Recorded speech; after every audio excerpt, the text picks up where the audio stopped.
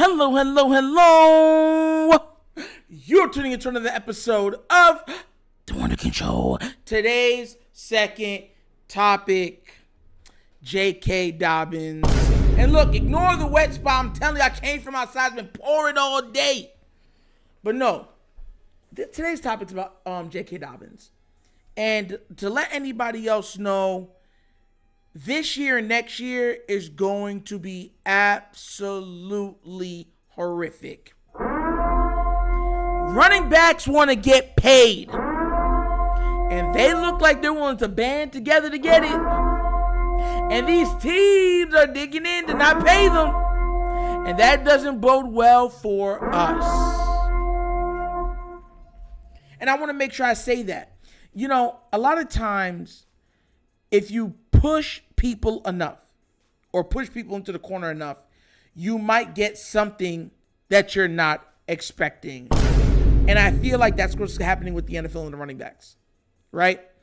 Everyone's saying, well, there'll always be running backs and stuff like that. And, you know, we'll be fine. They're a dime a dozen and stuff like that for now. Because everything in the NFL is a trickle-down effect.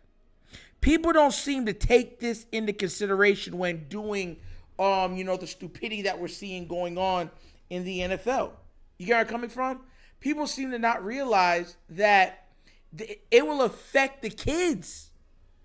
Parents whose kids play from Pop Warner and stuff might just say, yo, my kid's not playing running back. Coaches are going to be like, look, we need a running back. They're going to be like, not my kid. Get the kid that can't play, the kid that has no future to play running back. But my boy, nah. He going out for wide receiver. Yo, I'm not going to lie to you. If this starts happening, you're going to start to have hybrid wide receivers, i.e. Deebo Samuel. I'm serious, guys. That's what's going to end up happening if they don't change what's going on. And here's the thing. The rest of the players in the NFL should be very scared about that. Skill position players should be scared of that. Because here's the thing. If that happens, there's going to be a large influx of even more skilled players, meaning wide receivers, tight ends, stuff like that. Right? And it will dilute the talent pool. That's all it's going to do. Because eventually there's going to be, supply and demand problems. There's going to be too many wide receivers and not enough demand for them because these receivers are coming out polished from college. They're working out with the top end guys to come into the NFL route running specialists, where right now most of them can't be guard. Look at Garrett Wilson and them, Chris Olave. Think about it. Justin Jefferson coming in straight. Chase coming in straight. No chaser. Boys came out of that balling. And eventually, then if there's so much receivers, they're going to be like, well, why we want to pay you all this money when we can just go to the draft and get another guy that's coming out of college who's just as fast, just as quick, and he can do everything you do. What makes you different than the pool or the talent pool? This is the conundrum that's going to end up happening. People don't like to look or have foresight.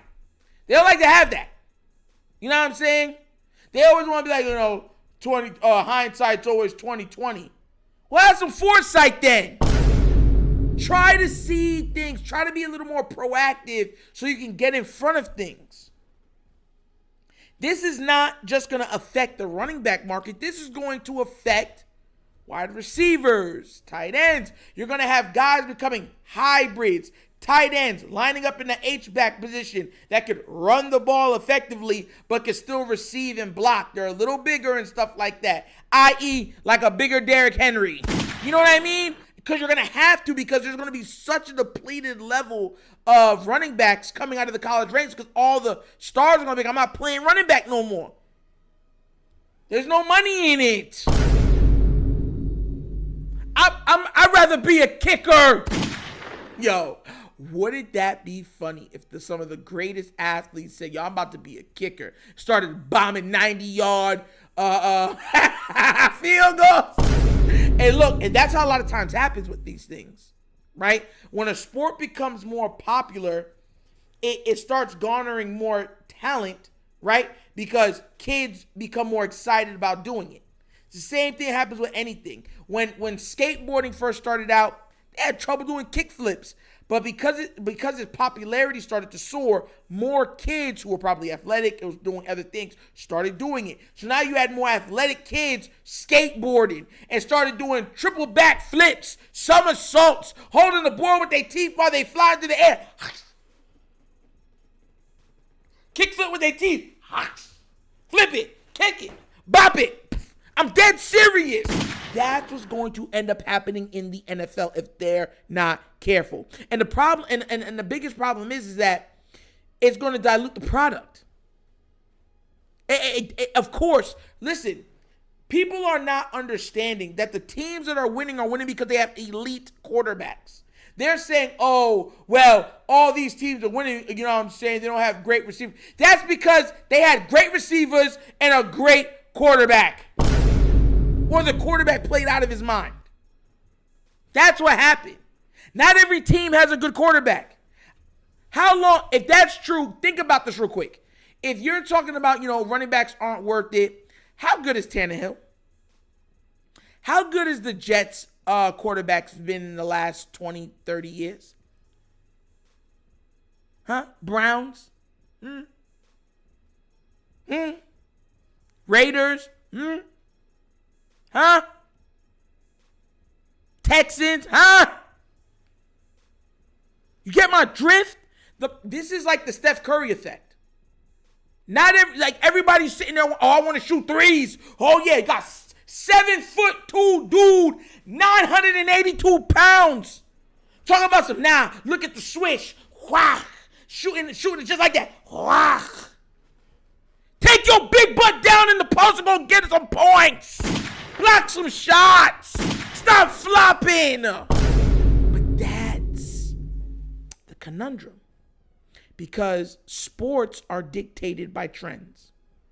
A lot of people don't seem to understand this. After Michael Jordan, everybody was looking for the 6'6" shooting guard that was fast, athletic, could jump, i.e. the Vince Carters, the Tracy McGrady's, the Kobe Bryant's. Think about the influx of the players that came at that time. You're like, whoa, they're on the same side. Yeah! Because they're looking for the next MJ. That turnaround fadeaway, everybody was. Remember Corey Maggette? He used to play for the Los Angeles Clippers.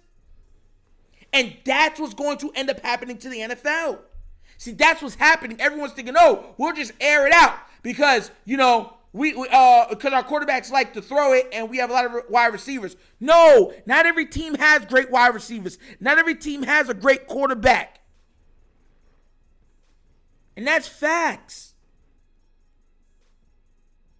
Aaron Rodgers is one of the most gifted passers of the football we've ever seen. He's won one Super Bowl. Peyton Manning is one of the greatest quarterbacks we've ever seen, and he barely got 2. You feel what I'm trying to say? So it's not feasible the way the league's doing it, and I feel like for us with JK it's going to be a mountainous problem. Everyone say, oh, well, we got Gus and everything else like that. We don't know. We got to wait till training camp is over to see what Gus is or still is. You get what I mean? They've never wanted to put the ball in Gus's hands. There has to be a reason for it, right? So what are we going to do? Just say, hey, we'll draft the guy and try and we'll see what happens. We see what happened. Our running game was crap.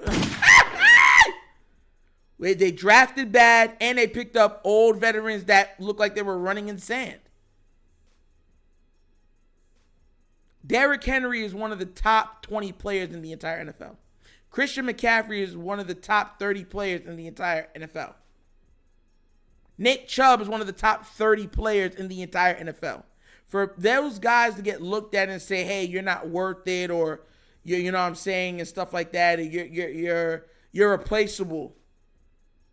You're pawns to be sacrificed at the beginning of a game. You're cannon fodder. It's disrespectful. It disrespects the game, the legacy, and what the game is supposed to be. And that all winds up being problematic for us. Because JK's already pissed off. And for anybody that believes we don't need JK, stop capping. We've seen what the running game looks like without him. We've seen what it looks like with him. I don't want it all to be on Lamar. And I'm tired. And that's the problem. A lot of y'all, a lot of these fans, oh, Lamar would just run. He'll be fine. No. I don't need to run in between the tackles no more. Leave that up to the running backs. Leave that up to the fullbacks. You feel me? But what do you guys think? Do you think that this is going to be a big problem for the Ravens moving forward? And how do you see it being rectified for the NFL for running backs moving forward also? And will it have a detrimental effect to the college game? Will players, running backs, stay in college longer for the NIL money?